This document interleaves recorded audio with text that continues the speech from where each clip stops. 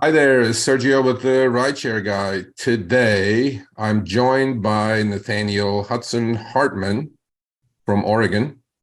Before we get into his actual story, which I will touch upon that in a minute, I want to have him introduce himself. I want to find out how long he's been a gig worker or a rideshare driver, and why he does it. And then we'll get into his story, which most likely will get teary-eyed. I will probably cry, but let's see how that goes. So, Nathaniel, welcome. Tell us about yourself. Sergio, thanks for having me. I've really been plugged into the Rideshare Guy and listening to the show every week and going and backtracking, and you guys are amazing. So thank you for having me on. My name is Nathaniel Hudson Hartman. I live in Portland, Oregon, originally from Rochester, New York. I've been out here in the Northwest for about 6 years, and I've been gigging it for just about the same amount of time.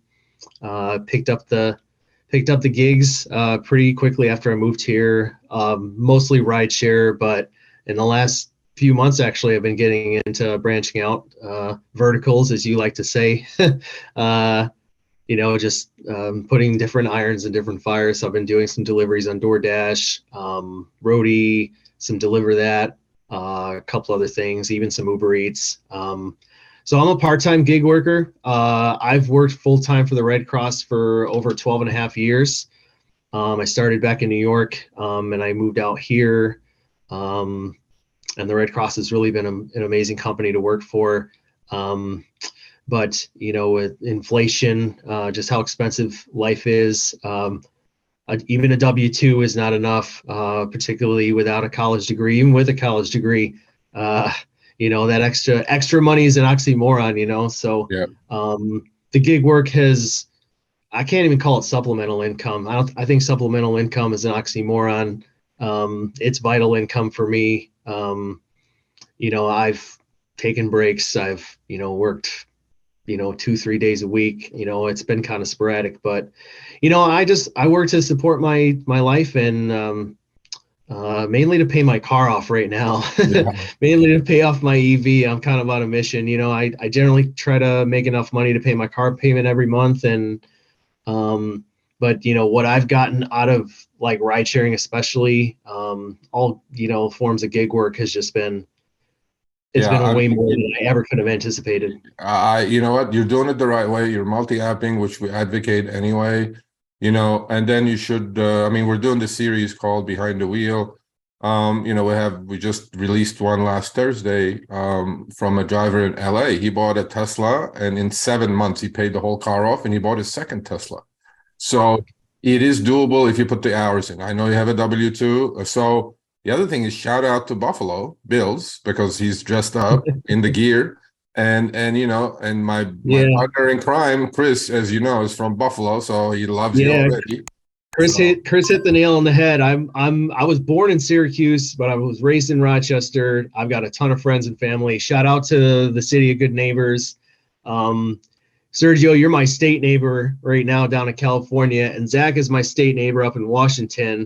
And Kim used to be my state neighbor in New Jersey, and Chris was my area code neighbor. Which funny thing is, Buffalo's area code 716 actually used to be Rochester's area code. So there's kind of a joke that it's a Buffalo small got world, themselves right? on that one. But It's a yeah, I've got nothing but love for the city of Western New York. It was one of the hardest things I did leaving home 6 years ago, but I love it out here. And I did it for love. I met the love of my life, and I followed her out here, and it's been an wow. amazing experience out here. So There you go. There you yeah, go. it's See what I mean? been Like, look, amazing. listen, man. It's a small world, right? All these Sure. people you met through the channel, right? We're all neighbors now. See, it's a small world, Yeah, and so before. Look, I'm gonna be honest with you. We don't put everybody on the channel. We get a lot of requests, obviously, but sure. we came up with this idea, which is not my idea. It was Jeff's idea, which was featured on one of the episodes of Behind the Wheel. He's an amazing man, amazing human being from South Carolina, right? So, he always sends me these stories of what he does and how he does it. And then he had the story that he helped this blind girl and carried her up and with a cat litter box in his back seat. And then I go, Jeff, this is like an amazing story, which we featured on one of the shows, right? And then he Yep. comes up with this idea. He goes, there are a lot of people like me, Serge. I go, okay. So he says, well, why don't we do this, Serge? He goes, why don't we create this new episodes of Show Me the Extra Mile? Comes from Show Me the Money Club, obviously, but this is becoming Show Me the Extra Mile Sunshine Award because his YouTube, avatar is a sunshine man, right? And we said, all of us, like immediately, and said, what a great idea. So we put it out there. And last month, it was the first month of the Sunshine Award, and we received probably close to 7 or 8 amazing stories, each on their own right. Amazing people, amazing drivers. And Uber and Lyft, by the way, you people should consider yourselves lucky to have people like Nathaniels and Jeffs and Chris's on their platforms, right? So Here we go. It's happening already. no. So to our first inaugural winner of the Show Me the Extra Mile Sunshine Award, Nathaniel, another introduction. But this time, all I'm going to do is shut up because this story must be listened to every human on the planet. Even if you don't speak English, translate it and understand what this man did. So without further ado, I'm going to put myself on mute and you have the floor. Tell me what happened, how this came about, and why you did what you did. Because trust me, 99% of drivers would have not done this, okay? And I'm being super honest with you. That includes me probably, okay? So floor is yours for as long as you want to walk me through the story. Yeah, and that's understandable. I mean, this is our business, I mean, you and I know we treat this as our business. Not everyone treats it as their business. Not everyone has that mindset because of course we know those companies, they fall short in education and educating the drivers, right? But and so I can't fault anyone else for not doing the same, if they were in my shoes. Like I understand it. I absolutely do. It's your business. And we don't of course, especially when we don't know where we're going half the time. If we don't have upfront fares or we're still in the blue like you and I, and we don't have the destination, we don't even have the direction we're going, how many minutes the trip is going to last. Like we're literally flying blind. But one of the reasons I got into this is that I've been in the service industry for a really long time. Back in New York, I waited tables. That was I worked in, different restaurants here and there, but I really made my bones in the service industry, waiting tables. And I love that connection that you make with people, even if it's just for, like 10 to 15 minutes, they're sharing like a piece of their lives with you, and I've definitely been guilty of romanticizing life. But that's just how I was raised. I get that from my father. I get that from my mother too. So I love that like interaction, but I love being of service. Like I'm a very purpose driven person. I'm a very faith-based person. And my mom Hartman, she always says, she doesn't believe in coincidences. She believes in God incidences, right? And I love being of purpose and being of service. And so, but I also like to have fun. Like this is one of the most fun things I've ever done, right? And so real quick, so my full-time job, I work for the Red Cross. I'm a phlebotomist, so I draw blood, right? And so I've kind of got a medical, Red Cross background with my service background, and you kind of put those things together and you get phlebotomy. I mean, I love my donors. I love all of our donors. They're just amazing people. I just love people. But I also love to have fun. And, the careers I've chosen, like if I wasn't having fun doing them, I wouldn't do them. And ride sharing is no different. Like one of the most amazing things that I learned when I got here, and Jake Crater, I love him to death. That guy is like sometimes I feel like that guy's my spirit animal, but I also feel sometimes you're my spirit animal too, Sergio, because you tell it like it is. And I see a lot of myself in Chris too. Like, I'm a very philosophical person, and I can tell Jay leans that way too. It's amazing. He was selling books in upstate New York, and just, I feel like a lot of what he says resonates with me about, this too shall pass, and just not getting too high, too low, and just kind of making it more about your passengers than it is about yourself. I mean, that guy is he's amazing. Well, you know what? Tune in next week. He's going to be our guest. So Sweet. yeah, Love when Jay comes on. yeah. He's awesome. If he's listening, shout out to Jay Crater. Oh, he will Shout out to listen the to whole this. RSG crew. Shout out to Harry Campbell. Like, what you're doing is amazing, and I'm trying to pass on some of that too. I've actually had a couple, not to get too far off track here, but I've actually had quite a few riders earlier today that were asking about who's Kim's Side Money Plans and who's Zach Drives Fast and who are these rideshare guys. So, just trying to do what I can to help grow the community and just educate and just do what I can. But yeah, just kind of making it about other people. And I just love being of service, but I also like to have fun. Yeah. And one of my most fun, like, days of the year I've ever had ever since I was a kid, there's 2 days, 4th of July and St. Patrick's Day, right? Like, I go all out. I decorate my car. Like, I'm a huge Bills fan. So during football season, I decorate my car. Like, I go all out because I want to give people like an experience, like sometimes, yes, we're going from point A to point B. This should be a lot more simple than they're making it. Yes, I know. But like, at the same time, like, I want to give people an experience, which is exactly kind of how, I approached my serving career, And so, yeah, I decorate my car. And so, on that St. Patrick's Day, it was a Friday. So I work, I have like Thursday, Friday, and Saturday off, but a lot of times I go driving on those days. And so St. Patrick's Day was on a Friday. Like, this was just like, yeah, let's go. I washed my car. My lady and I washed our cars together. It was a really beautiful sunny day. And, I got all dressed up. I've got that big old Dr. Seuss hat. It's sitting right over there still. Yeah, we saw those in the pictures. Yeah, I mean, you had it all done. I've had that thing. Yeah, but you know what? The thing is that once you're in the spirit, your passengers in the spirit as well, right? So yeah, you can do this gig as bad as you want to make it or as good as you want to make it. It's all up to your personality, and I can tell from your personality that you're sincere, you're honest, but you also have to have fun, and you have a light heart, right? A lot of people do it and complaining about something. If you're going to complain so much about it, just don't do it. That's my bottom line, right? But I want to get to this. I want to get to the start of this magical trip that you took, right? And so you get this ping, and you go to this pickup address, right? And then you pick it up from there. Yeah, so I pulled up at the spot, and in a perfect world, everybody's waiting for you to jump right in. But I pulled up, and no one came out. I waited about 5 minutes, and then I kind of look around, and I see this is a rehabilitation and care facility.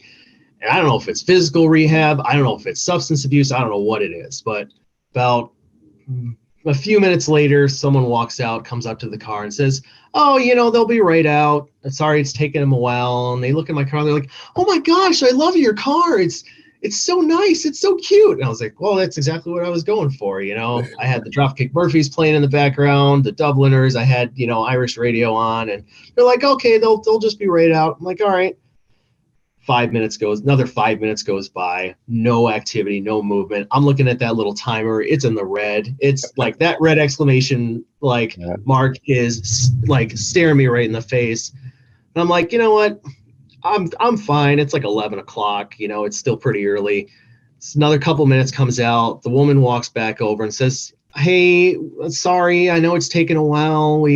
They're just taking their time. They're going to be right out, I promise." I'm like, all right, cool. No worries. Fine.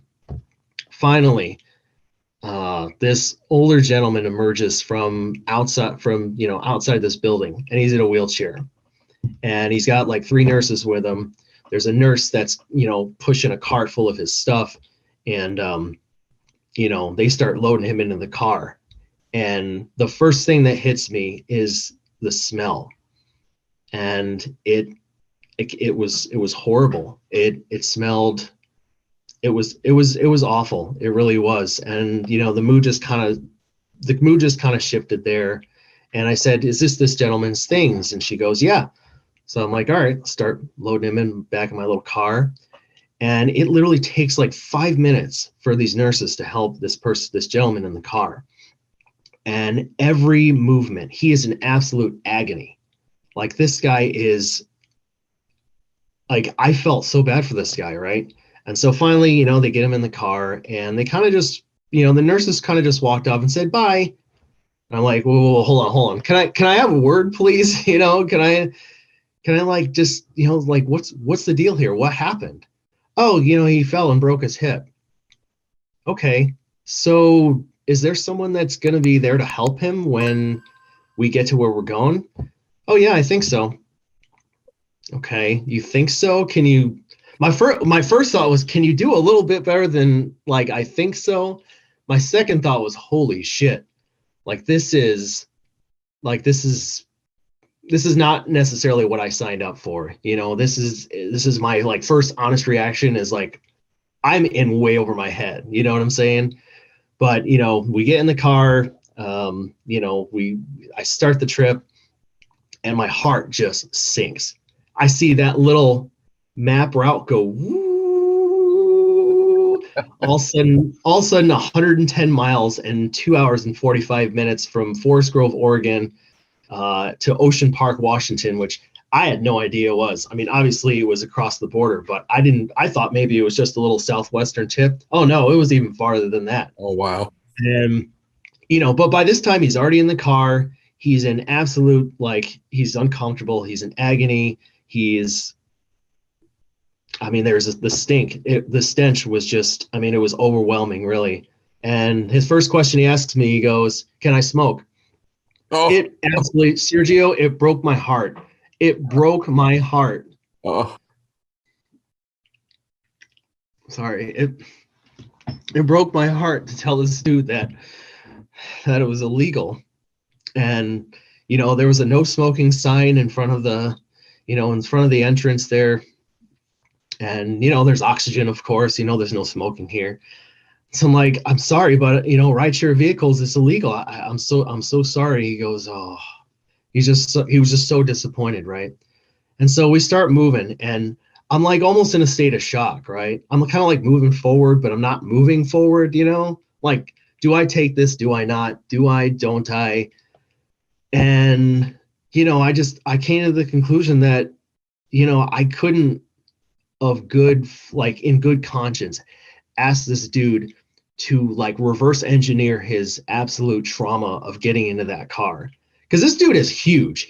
I don't know if you could tell by the picture. He's 6'4", 200 pounds. no, we could tell. We could tell. He's a At big even boy. 80 years old, yeah, we could tell. He's a He's big long. boy.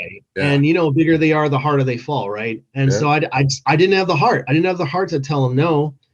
And so I looked at my car. I looked at my range. It was a 110-mile trip. I had like 198 miles of range. I said, all right, here we go. Let's see how this goes. So anyways, we get going, and he's on the phone. He's calling like his insurance company. He's trying to get like a wheelchair transportation arranged. He's trying to get all these things in order, like on the fly. And we're like heading out towards the backcountry of Oregon, head towards like, the Oregon coast, where cell service just starts to disappear, and, the humans start to disappear too. It's just, but it's a beautiful area. It really is. And so anyway, we stop at a rest stop because I gotta pee. Like, there's no other way around it. And I go, well, at least maybe, I can give him an opportunity to smoke. So I go, "Hey, can I help you out of the car?" He's like, "No, I can't move." I'm just like, oh my gosh, man. His name is we'll call him Bill. I don't want to give away his real identity. We'll call him Bill or William. So I rolled down. So I did the only thing I knew I could. I could roll down the windows. I opened the doors, and I let him smoke. He tried to hang out there, and I was like, I'm gonna go use the bathroom. I'll be right back. I go, by the way, what is your bathroom situation right now? He goes, I can't even get out of the car even if I wanted to. I'm just gonna hold it. And I was like, okay, you let me know if that changes. And Sergio, at this point, I've got it in my head. I've already made my mind up. This guy is going to soil himself in my back seat. Like there is no way around it, which was horrible of me to make those assumptions. But, I spoke of, expectations, and, that's just, we just always, we can't fall victim to our own expectations in life. And this was no different. So anyway, he smoked, we got back on the road, and we start driving, and it feels like forever. This literally feels like forever. I'm watching my little meter range go down, down, down, down, down. We're going over hills. I'm using all my range, and I'm just like, I'm gonna get stranded. I'm gonna get stranded in the middle of the nowhere. I'm gonna end up having to get a tow truck, like in some small town that has no EV chargers. Like this is gonna be bad. But we start talking, and we didn't really say like a whole lot. It was kind of just comfortable in silence, just enjoying the ride. And he starts opening up. I ask him, what happened? Like, did you fall? And he's like, yeah, I was a pretty able-bodied guy, but I fell, and because of my insurance, I couldn't get admitted to a correct hospital. I had to wait 24 hours for an ambulance just to come. And then because of this person's insurance, he had to get sent way the heck away from home to get treated. And then he got patched up, and then he sent him to a care facility, again, one that his insurance actually would take. That was still 110 miles away from home. So at this point, I don't know how much contact he's had with friends, family. I don't know, the food was good. I just don't know. And then I start thinking about my own grandmother. My grandma is 92 years old. She has dementia. She's in a nursing home right now. And like, she's just a wonderful, wonderful human being. And she just has such great people taking care of her. And I just started to think, what if this was my grandfather, like, wouldn't I want somebody to step up and, take care, like, be there for this like for my grandpa in their time of need. Because like you said, I don't know how many drivers would have done it. I mean, at that point, when he started to tell me these stories, like I said, I'm a person of faith, and I took it on faith that this was just God's way of putting me to use and allowing me to be of service for someone in need. And, he told me, Nathaniel, like, it's screw the money. Like, we want, of course, as gig workers, we want the companies to show me the money. And they did. But at that point, like, I would have done it for free. I'm not even going to front, this was more than a ride at this point. Yeah. So you're almost there, right? And you're about to drop off. I mean, obviously we're going to include your screenshots in the video. Sure. So you get there, and see, that part I was like, wow, this is above and beyond, right? But like, give me a couple of minutes of what happens when you get to the destination. Yeah. So as we're getting closer, he starts opening up more, and we're jamming out to some classic rock and tunes, and he's telling me about his military service. I guess he was stationed overseas. His father was a World War II veteran who served in the South Pacific. He was drafted. He served in Vietnam, and just was telling me just some really, really awful things that he witnessed, and that happened to friends of his. But one of the cool things that he told me was that he was in San Francisco, and he was bartending at an establishment back in the 60s. And we'll just say there was quite a few notable rock stars coming in and out of that place, and some crazy stuff that he would see. But as we got closer, thank the freaking Matrix. He actually did have people there. I literally thought, like Jeff and so many others, I literally thought I was going to have to start playing caregiver because, like, and by that time I was fine with it. But he did have people there. He did have people there with him. He didn't have a wheelchair. Unfortunately, he had this very gravelly road, but he did have a folding chair that someone brought out for him to sit in, which you saw in the picture. Yeah. And he goes, one of his friends, is unloading his stuff, and he goes to one of them. He goes, I'm not gonna make it. I gotta piss like a racehorse. Go get me something. And so his friend goes and walks off the road, or starts running off the road. And meanwhile, he's trying to get up out of, like, at this point now, he's finally trying to get out of the car, right? But he's still weak. He's still in pain. So he's like trying to hold the door with one hand and hold the seat with the other and get up and use his walker for leverage and all this stuff. And he's like, I'm not going to make it. I'm not going to make it. And so his friend, just in the nick of time, comes with this like empty, I don't know, peanut bucket or something. I don't know what it was, a little empty bucket. And he's like, give that to me. And he's like, I'm sorry. And just drop trowel right there. One hand on the door, one hand on the seat. Well, his elbow on the seat. And I literally got full frontal of William right then and there. And it was amazing. I mean, like, that was the icing on the cake right there, right? Because, like, after everything else, like, why wouldn't I get the full show right there? But now I can say that I've emptied a rider's piss bucket. That was not something I could have said before that. It was an honor. Happy St. Patrick's Day. Yeah, that's I don't think that's something that the people at the Lyft and Uber hubs, were telling their drivers that they were signing up to be prepared. So we have like a couple of minutes left. So you get there, ride is finished. So what is your range looking like? Do your range anxiety is hitting your stress level through the roof, I'm sure, right? So yeah, I had an even longer trip to get back from where I started, because I was already probably like 20 miles away from my house at this point, right? Yeah.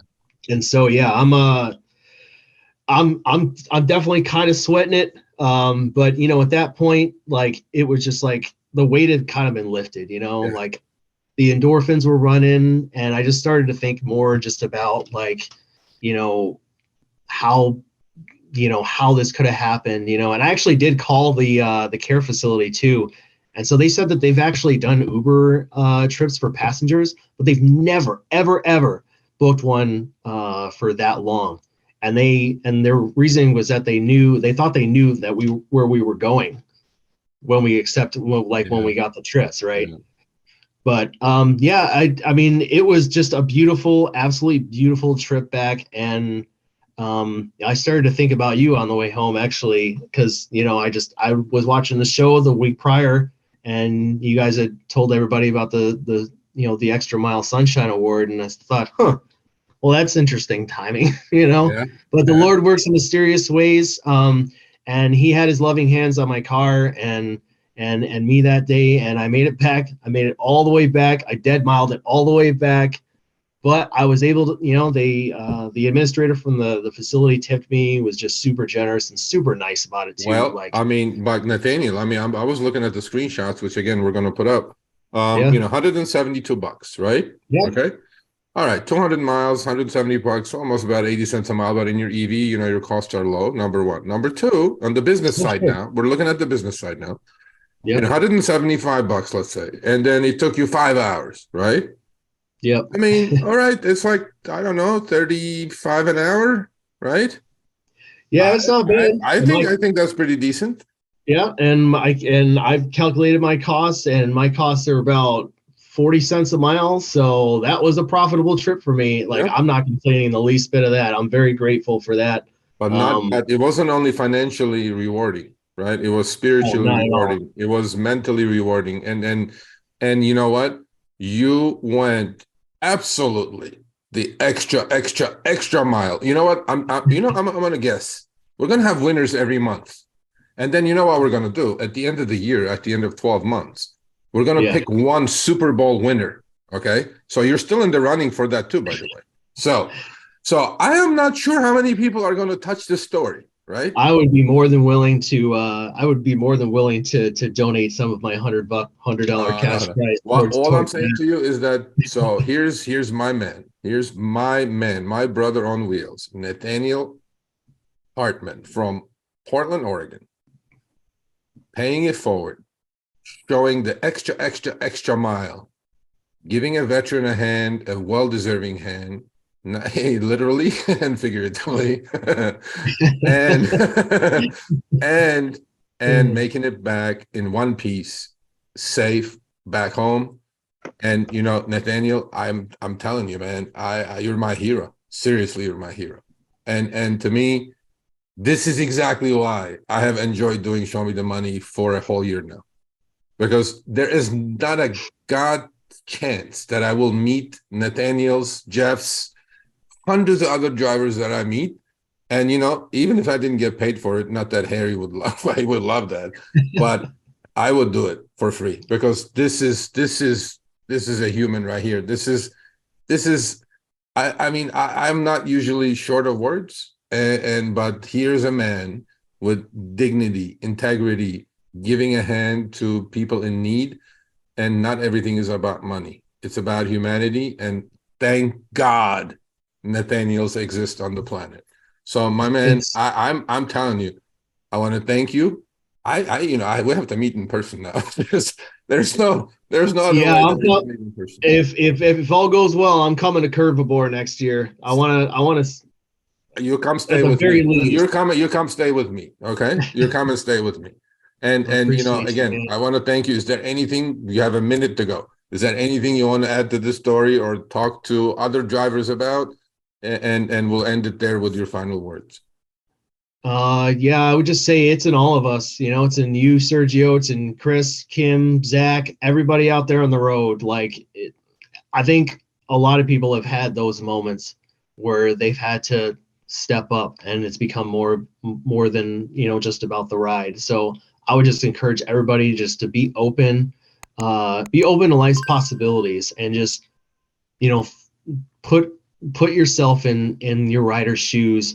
Make it about them. Obviously, protect yourself, be safe, get a dash cam, track your costs, all that stuff that we already know. But other than that, just try to get connected, and just if you see a new driver out there, try to show them something. I just handed off my QR codes to a brand new driver at the airport who was sitting there for 12 minutes. I'm like, bro, what are you doing, man? Like, you're losing money. Just try to help and just be of service. And just wait for your moment, and when you're called upon, step up, because there might be somebody out there who really needs you. A lot of people use this service in rideshare and food delivery for leisure, but a lot of people actually depend on that. Nurses, traveling nurses who need to eat, people who need to get to work, people who need a safe ride home, for one reason or another. So just Well, be open and be ready, and just love each other, and just you know, just be your I best mean, self. I'm going to let him preach for another 3 hours, but we don't have time. But what's going to happen is that Sure. I'm sure he will show his face again on our channel at some point. Yeah, because I'll ramble more, and then I'll start crying, and like Yeah, yeah, it's okay. you It's don't okay. understand. I've been holding back the tears like Nothing wrong with seriously crying, here. bro. Nothing wrong with that. But what I want to thank you. I really want to thank you for doing this with me. And this is a memorable one. This I will carry the rest of my life. And I'm going to cut it here. And I want to say goodbye to our viewers. But, this is not the last time we're hearing of Nathaniel. I think Nathaniel is going to do great things in life, not in rideshare, but in life in general. So with much appreciation, man. I want to thank you. I appreciate you. And we'll see you soon, okay? Thank you, Sergio. You guys are awesome. I really appreciate you.